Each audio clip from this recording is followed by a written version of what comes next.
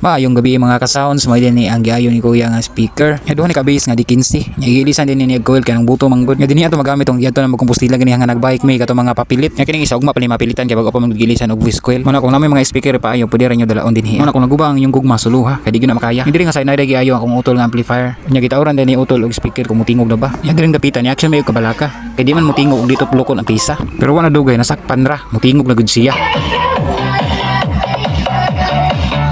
Nya kini pagkayo is partial pa kay di man gumawang pisa basig musiga orderan pag pisa. Muna kung namay payo para sa ampli electric fan TV radio speaker ug uban pa pwede ra kayo dalaon diri. Nya ko tubra pud sa makaya sa akong kuya. Nya diri ra ko taman mga higala pala. Kung naghanap kayo ng quality na sound system at lights, dito ka na sa JAD Lights and Sounds. Maaasahan mo sa lahat ng okasyon. JAD Lights